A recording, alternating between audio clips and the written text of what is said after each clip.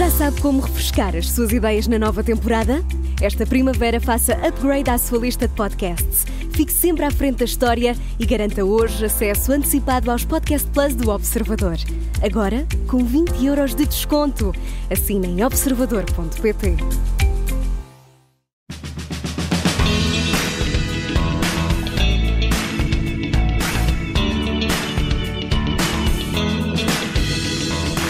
Enquanto muitas crianças estão a voltar à escola, 160 milhões de crianças em todo o mundo não têm essa oportunidade, pois são frustradas a trabalhar. Um cenário alarmante que afeta cerca de 1 em cada 10 crianças a nível global.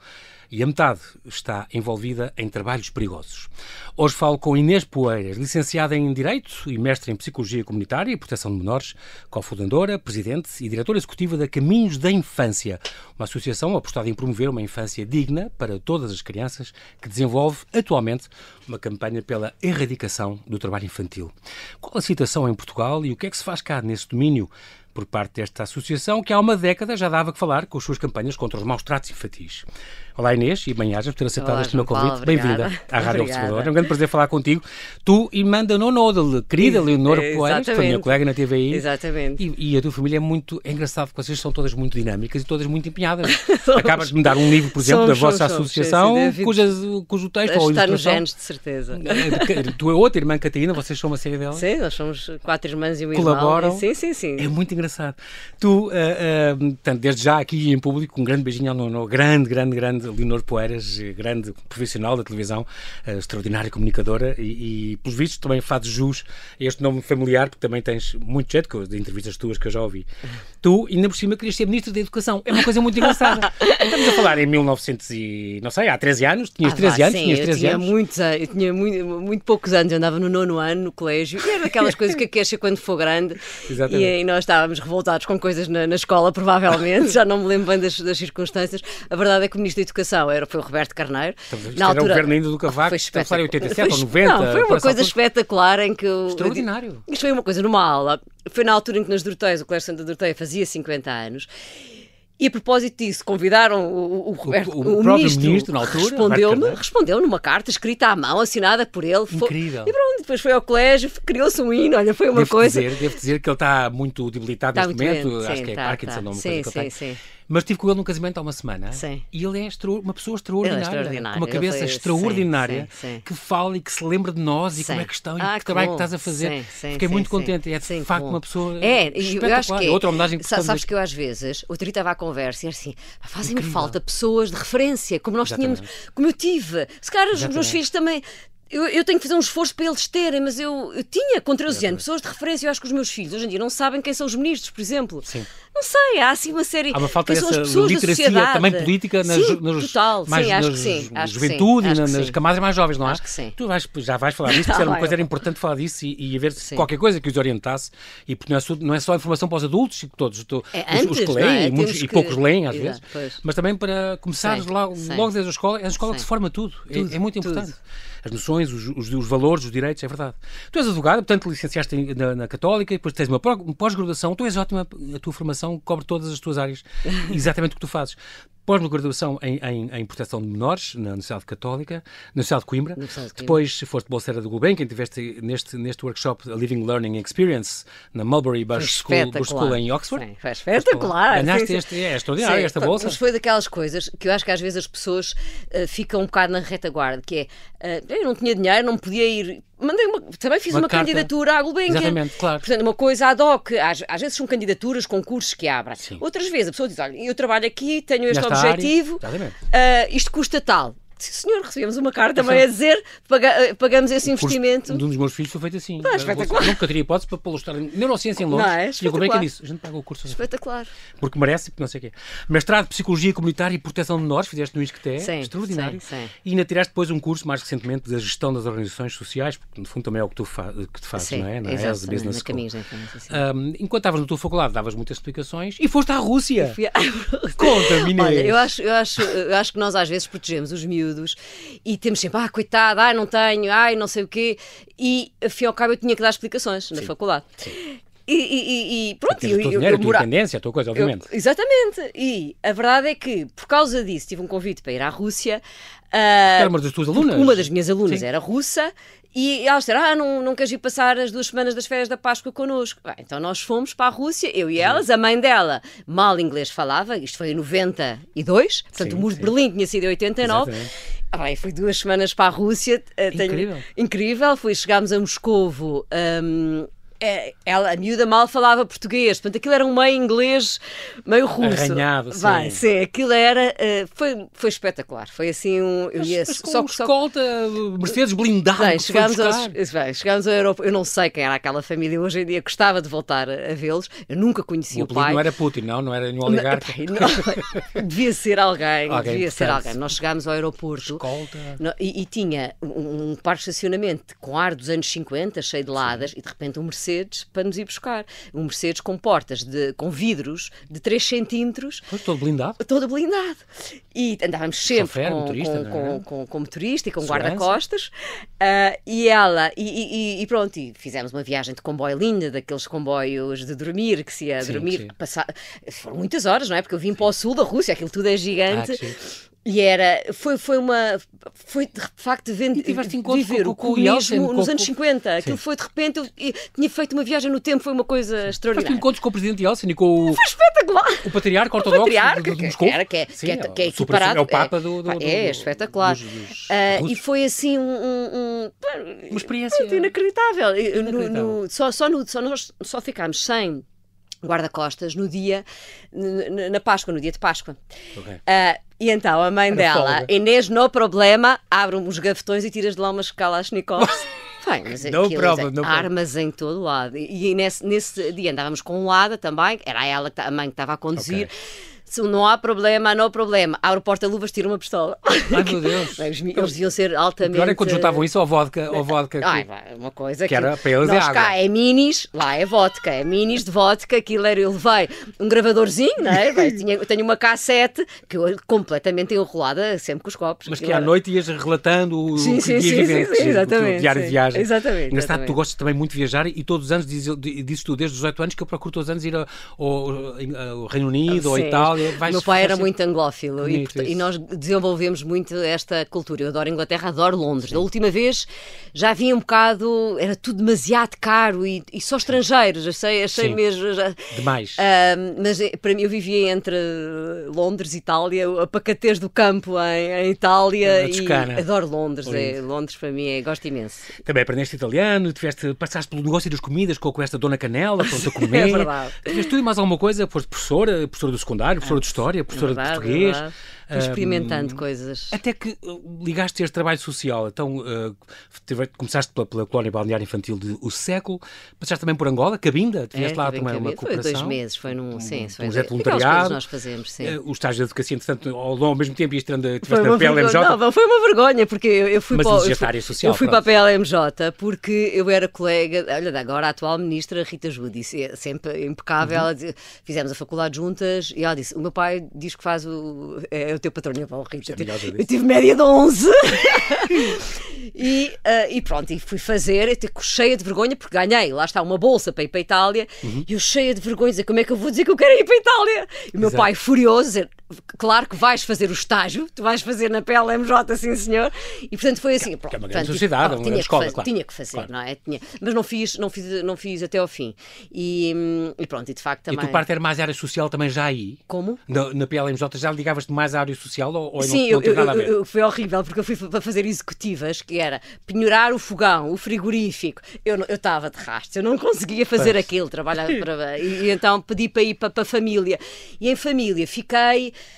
muito chocada, porque eram divórcios horríveis, da alta sociedade, e eu assim, isto existe, e para mim foi assim uma... Mas esse contacto com a realidade também, que é um bocado transversal o que tu fazes, não é? E quando falas de maus tratos, quando falas de trabalho infantil... E eu acho que aí veio o clique da negligência, por isso é que nós, na Caminhos da Infância, falamos muito da negligência. Exatamente. A negligência é transversal ao maltrato. Porque uma vez vi uma entrevista tua em que diziam isso não é muito mais nas camadas sociais, menos os empregados, a droga, os alcoólicos, as famílias alcoólicas, Não? Nada. Não encontramos sequer grupos de risco mais que os outros. Exato, por isso é que as campanhas de prevenção generalistas são muito importantes. Porque claro que há clusters, não é? Claro que uma família onde há um alcoólico é importante, porque claro que onde há uma depressão é importante estarmos atentos, mas o resto também atinge todos, é geral, atinge todos, claramente, sim, claramente. Depois foste técnica deste projeto Ponto de Apoio à Vida, este é uma IPSS de apoio à grávida. Era. Já pertencia ao movimento de defesa de vida? Não, esquece, não, eram duas coisas diferentes. Tens toda a razão. Sim, porque este foi em 2001, já foi há 20 e poucos anos. O que agora é apoio à vida, sim. E depois foste formadora e jurista na área do reagrupamento familiar, isso foi espetacular. O apoio aos imigrantes de leste, cá está. Foi nos anos 2000, quando houve assim a primeira leva. Cooperação, intercâmbio e cultura. Mas é Egito, estas grávidas, os imigrantes de leste. E no fundo estava sempre a família. A criança, exatamente. Eu acho que é a parte do projeto de família, pronto, onde trabalhaste sobretudo, e movimento de defesa da vida também, onde fizeste workshops. O projeto de família, por exemplo, com aquele deixa-me só dizer-te uma coisa, é do MDV. O projeto de família é um programa dos Estados Unidos, é um programa americano que foi adotado cá, que tem ótimos resultados, já foi estudado e tudo, e é um programa em que os técnicos, em vez de estarem à secretária e receberem as pessoas, trabalham na casa das pessoas. Isso é extraordinário. E assim devia-se trabalhar mais, porque de repente tu tens retiradas de crianças e se calhar, claro que não é tão simplista, mas imagina, eu ensinei a fazer uma sopa para bebê, o bebê estava a emagrecer. E tu não. E a mãe é má cuidadora, e é isto e aquilo. E a mãe, se calhar, nunca aprendeu a fazer uma sopa. Sim. E no fundo, tu de repente vais observando o contexto todo e percebes, não, isto é muito mais simples. Imagina, uma retirada de miúdos, uma vez cabo-verdianos. Quando vai à assistência social, vai retirar uma família que não tem condições. Sim. Acho que as coisas hoje em dia estão melhores. Mas a verdade é que são coisas dramáticas. Sim, claro. Mesmo, repara, eu lembro de quando já trabalhava em lar de infância e juventude, a ver uma miúda e as retiradas por causa dos maus tratos e assim, depois uma grande acusação que a mãe tinha feito uma fogueira em casa. A mãe vivia em Palhotas, em Cabo Verde ou em São Tomé, já não me lembro em concreto esta mãe. Claro que fez uma fogueira em casa. Pois, é o que ela sabe fazer. Desabituadas neste contexto novo onde agora estão, não é? Exatamente. Portanto, como quando atribuem casas novas e depois fazem a horta na banheira. Típico. Não é? Ou têm os animais. Exatamente. Eu vi galinhas isso. dentro de casa. Eu ainda no vi apartamento, isso no século XX. Exatamente, no século XXI. Claro. E, portanto, eu acho o trabalho há todo um contexto, social adaptação. tem que ser feito. Claro que sim. Agora, admito que as pessoas, nem todas, nós tínhamos técnicas de sair de uma casa, aprendíamos técnicas. Imagina, tu estás com um agressor, tens que saber em que sítio da casa te deves posicionar para estares mais livre ao pé da porta. Sim. Isto é muito em caso duro. de escapatória ser necessário. Exatamente, imagina, houve pessoas a levantarem-se contra nós, não é? Porque não, eu lembro, olha, há estas coisas, depois há outras cómicas. Lembro de uma vez chegar a uma casa e eu ficar. Então estava o pai sentado, deitado na cama e tinha 2 televisões. Portanto, ia mudando o canal, era o trabalho. Era fazer a vida zapping dele. de um lado para o outro. Era a vida dele, ali deitado na cama. E tudo isto é mas doido. Deprimido, não ia trabalhar, não saía de casa. Não sei o que era, aquilo é tudo doidice. Depois temos uma mulher que tem que tomar conta dos miúdos e do marido que está deitado a olhar para os 2 canais ao mesmo tempo. Pois. Aquilo é loucura, não é? Como é que depois queremos miúdos saudáveis nas escolas, claro, não é? Não é difícil. E combater o abandono escolar, que é uma coisa que vocês faziam muito. Sim. Este sistema que estás a falar dos americanos tem a ver com as Families First do Michigan. Precisamente. Ok, pronto. Mas às vezes deste Institute for Family Development em Washington, mas muitas vezes estes modelos também não podem ser replicados noutros países, não é? Eles têm outras respostas. Tem que ser adaptados à realidade. Claro. Nem sempre quero tudo é marcar receita, cá uma consulta de alcologia. Não consigo. Demorava imenso tempo. Hoje em dia não sei. Santa Maria, não sei o quê. Assim, é muito difícil, quer dizer, tu queres. Eu cheguei a ligar para um amigo meu, psiquiatra, para saber quando é que ele estava na urgência, para eu entrar com a miúda em urgência, para ela conseguir ter uma consulta de pedopsiquiatria. Quer dizer, mas depois servimos aqui um bocadinho dos nossos conhecimentos, mas que senão esta miúda nunca mais tinha uma consulta de pedopsiquiatria. Depois precisa uma coisa constante. É sempre muito difícil, não é? Há 20 anos chegaste a ser editor de uma revista, Ecos, que aliás eu vi há bocado, propriedade do Instituto de Solidariedade e Cooperação Universitária, o ISU. Também estou a ver aqui outro workshop que fizeste, Casa e Escola, na Santiago 1, em Salamanca, sobre os sistemas também operativos e educativos.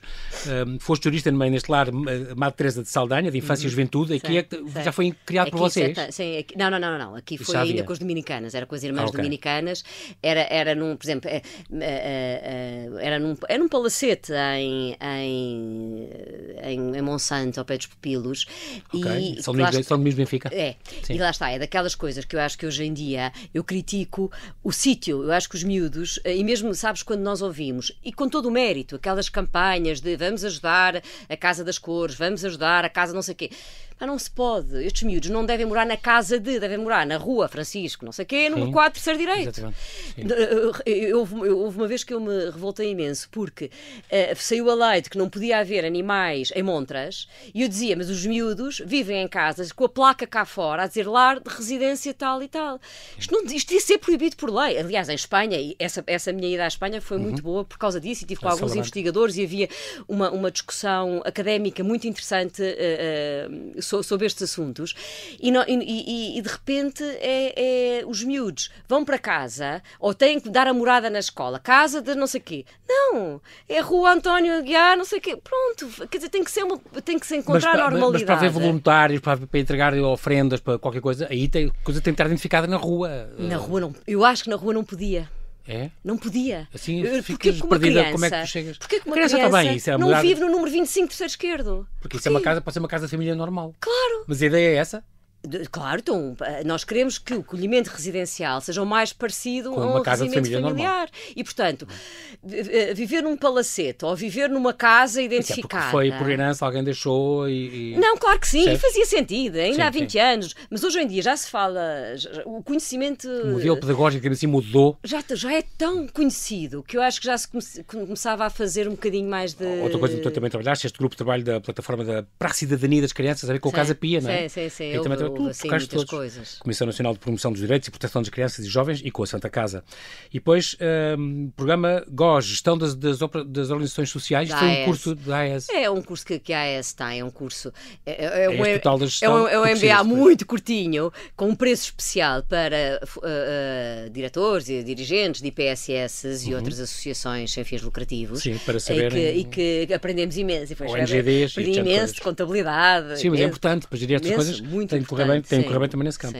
Hoje estás ligado à ONU, és membro desta grupo de trabalho para o Comentário Geral à Convenção sobre o Direito das Crianças, não é? Ficámos muito contentes, foi um convite que veio da Universidade Nova, que está a coordenar esse comentário. É a primeira vez que Portugal entra num comentário da Declaração dos Direitos da Criança. Quando dizes o comentário, isto é o quê? É reuniões anuais? Tu tens a Declaração dos Direitos da Criança, que é uma coisa estanque, sim, não é? Sim. E depois, todos os anos, acho que este foi o 27º. Há umas adendas ou umas coisas, uma discussão. Repara, não havia internet em 89. Quando isso saiu a primeira vez. Portanto, mas claro que agora tens que fazer algumas. Incluído. Exatamente. E, portanto, uma linha. Que se faz, precisamente. As crianças hoje em dia têm direito à participação que não tinham há 20 anos. Sim. Mesmo, imagino que o miúdo tem direito a ser ouvido em tribunal, mesmo pela prática de crimes, não é? Sim. Furtos. Porque, e isso não é uma coisa que estivesse previsto em 89, 90 e por aí fora. Portanto, todos os anos se vão fazendo adaptações e reflexão sobre isso. Exato. Estamos agora a falar tu estás agora ligado, no fundo, a esta Caminhos de Infância. Isto foi lançado em 2012, 2013, só começou depois a elaborar, digamos assim, a trabalhar em 2014, se não me engano, as primeiras campanhas datam nessa altura. Sim, antes disso, vamos falar da questão do trabalho infantil. Portanto, o retrato do trabalho infantil, pertence ao relatório da OIT, não é? Dados de 2020 falavam nos 160 milhões de crianças em todo o mundo, 63 milhões de raparigas, 97 milhões de rapazes, que não estão agora, provavelmente, a regressar às aulas porque são forçadas a trabalhar. É um cenário alarmante, uma em cada 10 crianças, metade delas envolvidas em trabalhos perigosos, outra coisa muito alarmante. Nos últimos 20 anos, Inês, estava a haver uma evolução boa. Sabes aquele algoritmo, quando a ONU fez os Objetivos de Desenvolvimento Sustentável, e pensou-se que fez-se mesmo um estudo qual seria o número em 2025, e já não se consegue, nem pouco mais ou menos, voltar a atingir. Só com os conflitos armados, isto foi uma desgraça. O número de situação de trabalho infantil diminuiu muito. Diminuiu muito até 2016. Quase 100 milhões, e de repente, com o agravamento, estagnou em 2016, e passou a ver com os conflitos armados, com a pandemia. Sim. A pandemia foi terrível, foi também. Foi porque isto está sempre ligado à escola e à educação, e portanto as escolas fecharam. Mesmo em Portugal, mesmo esta, enfim, pode ser a minha opinião, mas para que é que fecharam as escolas desta forma? Quer dizer, isto foi demais, não é? Quer dizer, já estávamos hoje todos em dia um bocado. Muito nisso, sim. Pronto, enfim. Mas a educação, e nós vimos com a história de Portugal, desde os anos 80. Isso, adapta isso a nós, a nossa realidade. Nós trabalhámos com a Mosca, com o Rodrigo Leitão, e E ele fez um paralelo e fez um estudo. A Mosca é uma associação... A Mosca é a Mosca Publicidade. Os criativos. Os criativos da nossa campanha foi a Mosca. Sim. E ele fez um estudo sobre a erradicação do trabalho infantil em Portugal. Sim. A verdade é que nós andávamos na faculdade, eu andava entre 91 e 97, e havia miúdos a trabalhar. Eu ia para a faculdade, mas havia trabalhos infantis. E, portanto, só quando a escolaridade obrigatória começou a aumentar, isto foi, eu acho que foi em 2009, que foi para o 9º ano, se não estou em erro. Só assim aí... é que as coisas... Não, em 2012 deve ter sido 12º. Olha, agora não sei de cor. Tenho estas mas coisas todas direitinhas, mas agora não sei de cor. No final... E, portanto, claro que houve assim um estrondo de economia nos anos 80, não é? Nós tivemos aqui uma parte de boa atenção e isso é importante saber. Claro, mas a verdade é que se nós compararmos dois mapas, imagina um mapa mundo do PIB e o mapa mundo do trabalho infantil e os posicionarmos, o trabalho infantil não está nos países com o melhor PIB. Portanto, a verdade é que se nós conseguimos substituir mão de obra infantil na apanha do algodão por máquinas, se calhar o PIB daquele país vai melhorar e conseguimos pôr os miúdos na escola, se calhar se conseguimos... tudo o que isso implica, não é? A evolução deles, a cidadania, a dignidade. Exatamente. A proteção social são coisas muito importantes e que as grandes multinacionais e as grandes empresas, respondendo agora a todas estas diretivas que vêm da Europa, etc., têm um grande papel nos governos onde operam, porque são só estas grandes empresas. Claro que nós somos aqui o povo, a raia miúda. Podemos ter algum cuidado, olhar para uma etiqueta, olhar uma etiqueta made in Bangladesh. Exato. Não nos diz muito. Porquê? Porque tu tens miúdos... olha, saiu há pouco tempo na BBC uma reportagem muito interessante sobre a apanha do jasmim. A apanha do jasmim por grandes marcas da cosmética. Tu dás 100 euros por um creme e por um perfume. E não imaginas que o jasmim foi apanhado por miúdos de 5 anos de madrugada. E isto são as grandes marcas. Portanto, às vezes nós associamos muito àquelas marcas mais baratas. Não é necessariamente. Claro que eu acho que um primeiro ponto... A gente sabe a história dos ténis, das grandes marcas, produzidos por miúdos vietnamitas. Exatamente. E mesmo assim, eu até acho muito romântica a história dos ténis, que para todos os efeitos é em fábrica. Mas a vida real nem sequer é essa. A vida real dos miúdos é trabalhar na agricultura ou nas minas. Muito duro. É incrível, de facto. E por isso parece-me que nós temos que começar a sensibilizar o consumidor. Portanto, a nossa campanha aqui vai em duas vertentes. No fundo, para as empresas, claro. Para as empresas e aproveitando esta onda de legislação. Você faz um manifesto, é uma das vossas, além das campanhas, tem agora este manifesto. Nós queremos imenso. Onde também dirigem para as empresas, para o corporativo e agora para os consumidores. Ter a noção de... Mas há alguma etiqueta que a gente possa ter a certeza disso? Eu agora estou a pensar naquelas coisas que é o custo justo ou nos diamantes. Diamantes de sangue, para acabar com isso, agora só podes comprar diamantes se tiverem um certificado que não foi apanhados com escravidão ou escravatura. São coisas, por exemplo, há o do chocolate, há o sapinho, há um sapo, há um símbolo que é do chocolate, por exemplo. Mas repara que tu para teres um selo tens que pagar e às vezes é muito caro. Ok. Portanto, estamos a é contraproducente, não é? Se calhar também é contraproducente ser o governo a dar um selo, porque depois também sabemos como é que estas coisas funcionam. Portanto, é sempre muito difícil haver uma certificação. Claro. A verdade é que dar uma certificação, tu tens uma cadeia de abastecimento tão grande que não é fácil e, portanto, vão ter que ser as empresas, agora respondendo a esta due diligence agora da Europa, e que bom que está a ser, que as coisas estão a avançar na Europa, a obrigar as empresas que queiram operar na Europa a ver para trás o que é que se está a passar, a quem é que eles vão pedir, onde é que compram, quem é que faz. Isso eu acho que já vão sendo alguns passos. Pronto. O outro passo que eu acho que é mesmo com o consumidor, porque nós vimos isto nos últimos 20 anos, enfim, sobre o clima. Não temos que ser climáticos e climáxicos, ou como é que é? Não temos que ser ativistas, ambientais. Porque, por exemplo, depois temos também problemas de saúde mental. Havia aí uma influencer há pouco tempo que estava a entrar em burnout e em depressão porque não conseguia, de repente, ela olhava para os vernizes que tinha comprado e todos faziam mal ao ambiente. Portanto, a pessoa fica doida e não vamos ser virtuosos nem puritanos. Não é? Como também isso aplica-se também. Há um convidado que está-se a doutorar em ansiedade ambiental, climática, porque há muitos miúdos em Inglaterra, e ele falava, ele está em Nova Zelândia, mas não calculo que é o dizia-me ele, os testes que a gente faz, miúdos que não perdem o sono, porque o mundo está a acabar e nós não... É horrível. Olha, hoje ouvi uma coisa muito gira. Com conta, peso e medida, portanto. Não me lembro quem é que era. Olha, era um padre jesuíta. E então não queiras ser perfeito, porque significa que estás acabada. A perfeição é o fim. Exato. É a meta, não é? E é isso, assim, não vamos ser virtuosos. Está bem, podemos aspirar. Mas sim, fazer gestos. Mas fazer algumas coisas, mas... Pequenos passos, PPP, não é? Não vou, de repente, exatamente, de repente não vamos deixar de fazer tudo. Não vou ficar louca a olhar para etiquetas, porque, enfim, para todos os efeitos, aquelas famílias precisam daqueles miúdos. Atenção, claro. Nós não vamos mudar o mundo assim de um dia para o outro, e destruindo economias. Atenção, não é o objetivo. O objetivo é, de facto, começar a alertar para este problema, no fundo também educar um bocado para a relativização dos nossos problemas, dos miúdos hoje em dia. É o problema. Não há problema. Não há problema. Sim, calma. Exageram muito, não é? Exageram muito, não é? Consumir, como tu dizes, está no vosso manifesto, para, enquanto consumidores, consumir de forma consciente e consumir de forma ética e responsável. Porque nós também somos parte do problema e também podemos ser parte da solução, exatamente. Não é? Eu acho ao fazer o nosso contributo. Eu acho que é isso.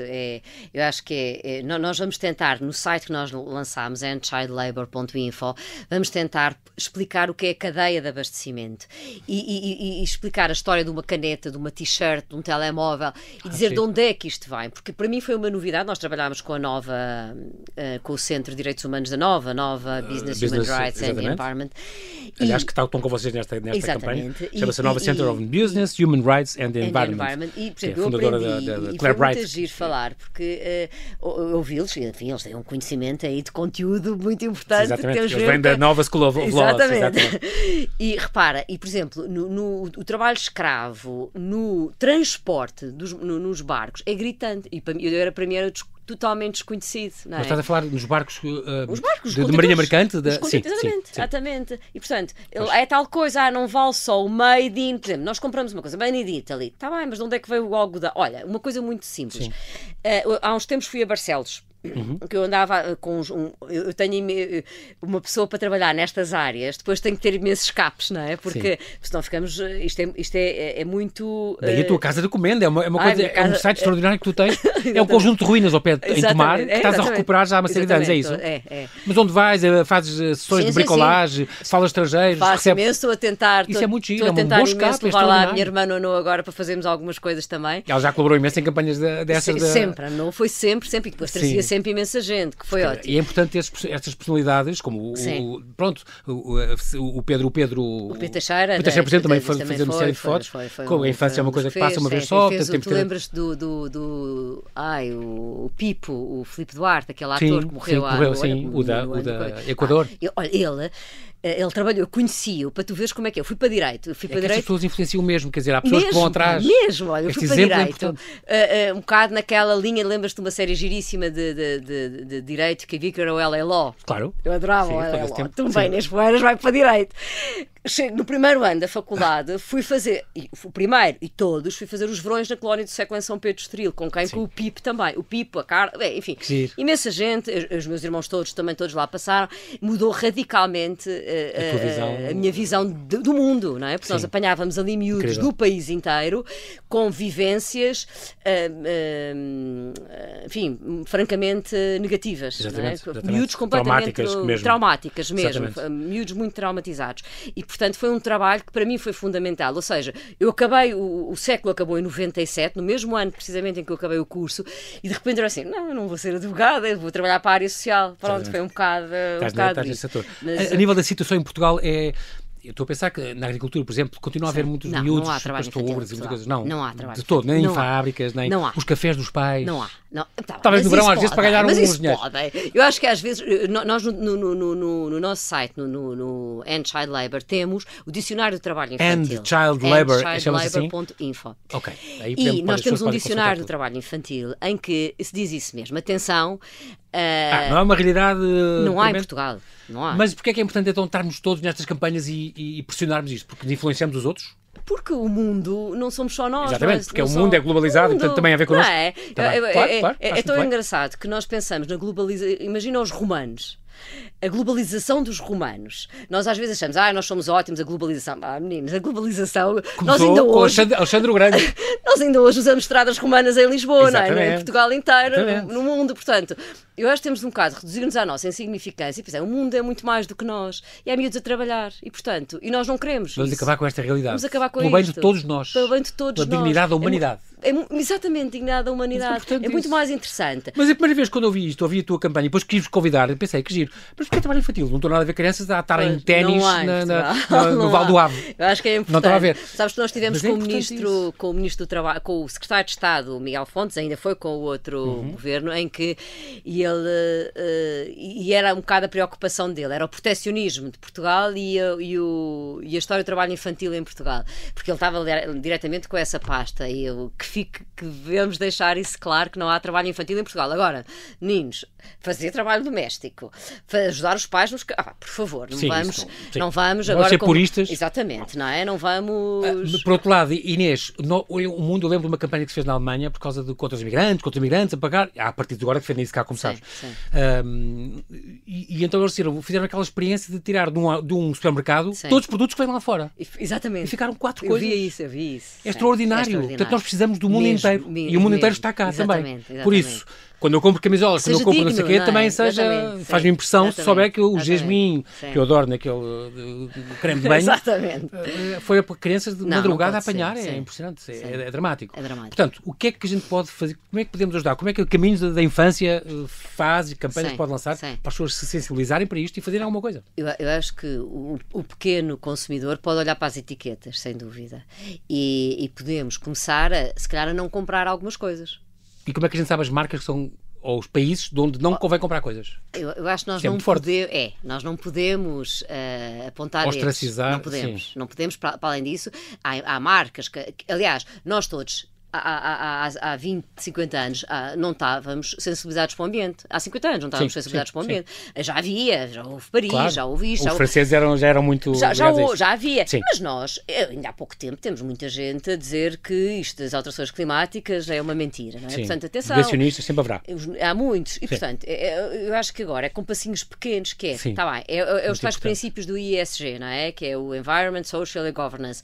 Está bem. O Environment já está bem. A sociedade estamos nisto, estamos todos já pelo menos alertados porque há alguma coisa que está a ser feita, há agendas para mudar os consumos. Sim, vamos para o social. Há trabalho escravo. Em Portugal, há pouco tempo, não é? Houve aquelas redes já no Alentejo que tinham muita imigração e que não tiravam os documentos às pessoas, etc. Portanto, eu acho que nós temos na agricultura, com os povos vindos do Nepal e do... Portanto, eu acho que é estar atento. Eu acho que estar atento à informação.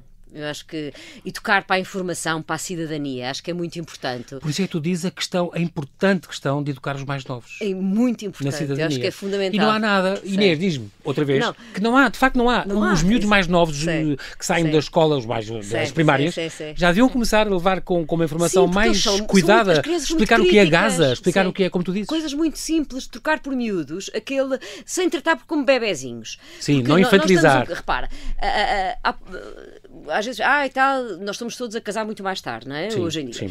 Antigamente casava-se com 19, 20, tinha-se filhos nessa altura. Hoje em dia, acho que são os miúdos. Está-se em casa dos pais até aos 28.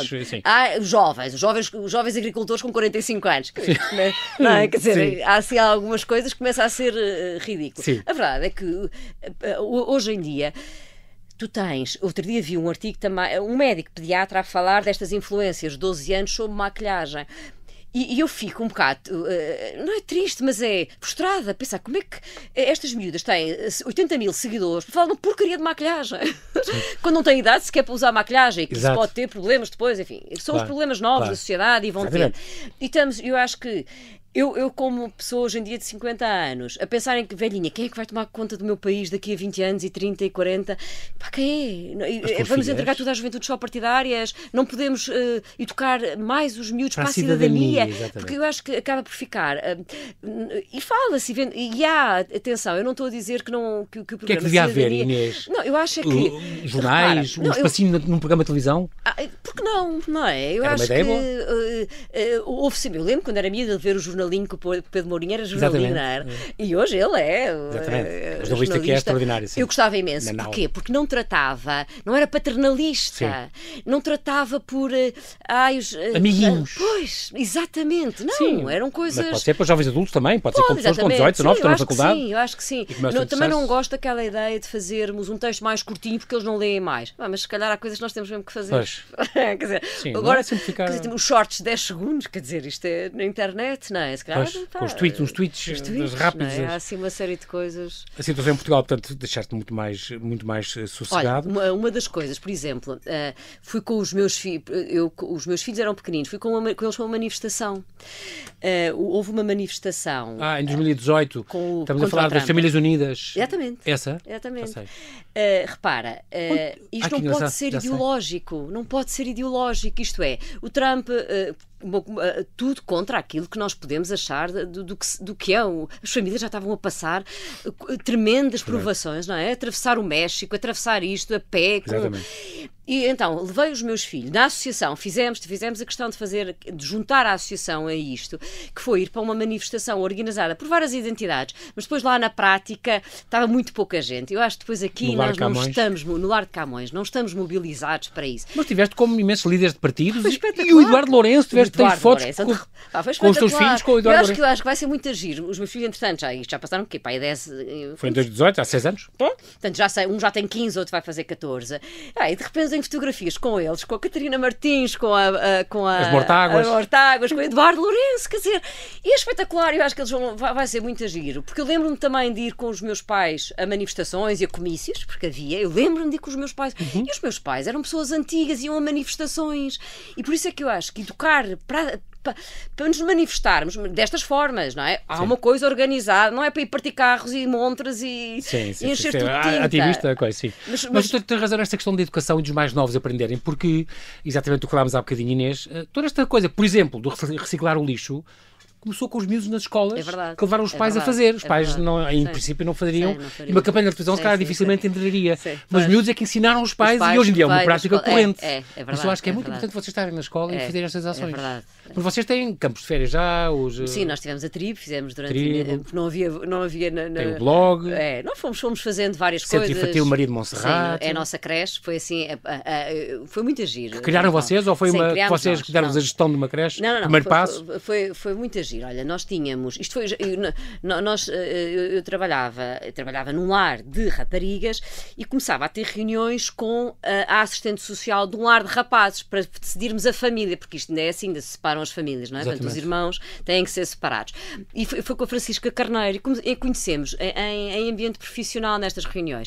Coincidência das coincidentes, entrámos as duas numa CVX e de repente estávamos... Isto é uma comunidade de vida cristã, isto é uma ideia dos jesuítas. E as duas fazíamos parte de uma comunidade de vida cristã e as nossas partilhas ali, e a nossa CVX tinha psicólogos, tinha isto, professores, portanto era muito ali a parte do social e um grande financeiro que era o Miguel Proença. Então, e nós estávamos muito já cansadas, a Francisca trabalhou 11 anos na casa dos rapazes e começámos, nós temos é que trabalhar a prevenção, o que é possível, o que não é, e se nós fizermos, somos uma creche com formação parental. E fizemos e desenhámos um plano de negócios. Era impossível, caríssimo, nunca íamos conseguir. Uns anos depois, soubemos de uma candidatura à Câmara Municipal de Lisboa dos programas BABA, ainda era o António Costa, Presidente da Câmara. Candidatámos-nos, porquê? Porque tínhamos tudo feito, a verdade é que nós já tínhamos um trabalho de casa feito, tínhamos um grande projeto educativo desenvolvido, pegámos no financeiro da nossa comunidade, que nos fez o trabalho todo, que tínhamos um plano há 10 anos, aquilo foi uma coisa extraordinária. E ganhámos a candidatura. Fomos os últimos classificados e, portanto, mas foi muito bom. Tu é tudo por 11, aos 11. Mas vais fazendo, isso é que é o importante. E criámos essa creche. Com a creche, para nós era fundamental educar os novos pais, porque há muitos influencers, há muita informação. E bem, das pessoas a dar a sua opinião e a darem a sua experiência, mas isso não é ciência. E, portanto, um miúdo que dorme mal, e não podemos ir só ouvir a influencer, porque se calhar não tem nada a ver o problema dela com o nosso, e se calhar há outras coisas, pronto. E na creche, o que nós tentámos sempre fazer foi, um dos pilares é nós na comunidade, que é os pais, eu não me senti assim, nós éramos 5 irmãos e nunca me lembro de ser a prioridade dos meus pais no sentido de os meus pais eram um guardião meu contra tudo e todos, os professores, a escola, etc. Claro. E hoje em dia isso acontece, portanto, os pais vão lá e parece que estamos a atacar os miúdos. São coisas, parece que os professores são contra as crianças, parece que o mundo é contra os filhos e eles são os únicos que sabem dos filhos. Vocês fazem questão de ter com esta escola de pais, é muito importante para combater exatamente essa negligência parental, um bocadinho contra aquelas ideias que estão enraizadas, não se fazem queixinhas, vocês resolvam isso entre vocês, a mãe que manda a empregada no dia da mãe da escola, manda a empregada que não tem paciência, as vítimas de bullying porque será que nunca se queixam ninguém, as vítimas de bullying? Isso são coisas muito importantes. Tudo o que a gente pode saber sobre vocês, o nosso tempo voou. Inês, está nos vossos, como é que podemos ajudar? Donativos, voluntários, vocês têm voluntários? Sim, olha, agora temos uma voluntária na Google creche. My Business, por exemplo, é uma boa ideia também para fazer vocês? É verdade. Nós temos agora, por exemplo... Tem um site, o Caminhos da Infância é um site? E criámos outro... Caminhosdainfância.com. E criámos agora outro endchildlabour.info, precisamente para ser uma coisa muito específica. E, portanto, já tivemos uma oferta para nos fazer o site em espanhol, que nós estamos a trabalhar com a Organização dos Estados Ibero-Americanos, e isto vai passar aí nos países da América Latina, que é muito bom, e vamos tentar alargar parcerias. Portanto, quem nos quiser contactar, ficamos muito contentes. Caminhos da Infância, não perca este nome, não perca este site, então. Inês Poeiras, quero agradecer muito a tua disponibilidade. Obrigada, já sabia que o tempo ia voar, foi muitíssimo bom. E estar atento sobretudo a estas realidades e estes novos tempos também trazem novos desafios, mas vocês são pessoas dinâmicas que conseguem pôr as pessoas a pensar nessas coisas e a resolver. E muito bonito esta universalidade que é, isto afeta-nos também, mesmo que a gente não tenha o problema dentro da nossa casa, mas nós não somos a nossa casa, e portanto é muito importante. Bem-ajas. Obrigada. Até à próxima. João Paulo, pela oportunidade.